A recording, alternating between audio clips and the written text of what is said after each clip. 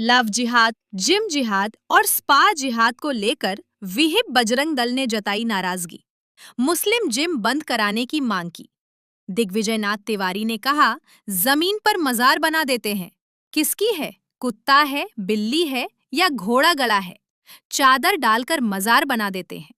बरेली में विश्व हिंदू परिषद और बजरंग दल के पदाधिकारी दिग्विजय नाथ तिवारी ने बरेली में कथित लव जिहाद, जिम जिहाद और स्पा जिहाद के मामलों को लेकर श्री कृष्ण लीला स्थल स्थित कार्यालय पर प्रेस वार्ता आयोजित की। दिग्विजय नाथ तिवारी, प्रांत संयोजक बजरंग दल ब्रज प्रांत। देश के अंदर जिहाद का स्वरूप बदलता जा रहा है। पहले ये लोग स्कूल कॉलेजों के बाहर खड़े होकर हिंदू बहन बेटियों को कलावा बांधकर, माथे पर तिलक लगाकर इस तरीके से उनके प्रेम जाल में फंसाते थे और लव जिहाद करते थे। जब बजरंग दल ने सख्ती करी तो इन लोगों का स्वरूप बदला। धीरे धीरे ये जिहाद जो था कॉर्पोरेट जिहाद के रूप में बदला। आज बरेली महानगर के अंदर हम सभी लोग यहाँ पर जो प्रेस कॉन्फ्रेंस कर रहे हैं, वहाँ एक बहुत बड़ी घटना हुई। 4 तारीख को एक महिला प्रशासन के सामने जाती है और वो ये बताती है कि जिस जिम में वो शारीरिक व्यायाम करने के लिए रोज जाती थी, वहाँ पिछले 2 वर्ष से वहाँ जो मुस्लिम जिम ट्रेनर था वो उसका शारीरिक शोषण, मानसिक शोषण कर रहा है। कहीं ना कहीं उस महिला को उसके परिवार के लोगों ने ढांढस बंधाया और साथ दिया, तब वो प्रशासन के सामने गई और शिकायत करी। तब प्रशासन द्वारा तुरंत मुकदमा लिखकर उस आरोपी को पकड़ा गया। 6 माह पूर्व ही बजरंग दल बरेली महानगर के और विश्व हिंदू परिषद के हमारे पदाधिकारियों द्वारा प्रशासन को ये अवगत कराया गया था और आगाह किया गया था कि जिमों के अंदर मुस्लिम जिम ट्रेनरों द्वारा हिंदू बहन बेटियों को लव जिहाद की आड़ में उनका शारीरिक और मानसिक शोषण किया जा रहा है। प्रशासन तब नहीं चेता। हम ये प्रशासन से ये मांग करते हैं, अगर 48 घंटे के अंदर बरेली महानगर के अंदर संचालित हो रहे जितने भी जिम है, 100, 125, 200 जितने भी जिम है जिसमें मुस्लिम जिम ट्रेनर हैं, उन सभी जिमों को तत्काल प्रभाव से बंद किया जाए।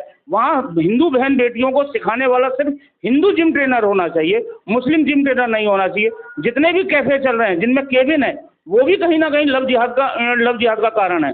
जितने भी हुक्का बार चल रहे हैं वहाँ पर भी ये लव जिहाद की घटनाएं हो रही हैं। तत्काल प्रभाव से 48 घंटे के अंदर अगर जब बरेली महानगर के प्रशासन ने ये कार्रवाई नहीं करी इन सभी चीज़ों के ऊपर, तो बजरंग दल फिर आंदोलन करेगा, जिसकी पूर्णतः जिम्मेदारी फिर जिला प्रशासन की होगी।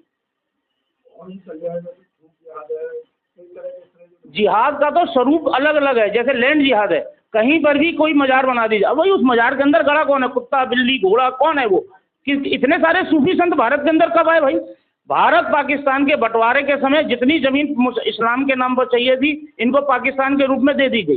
भारत के अंदर जितनी इमारतें रह गई थी, सिर्फ उनके रखरखाव के लिए वक्फ बोर्ड बना हुआ था।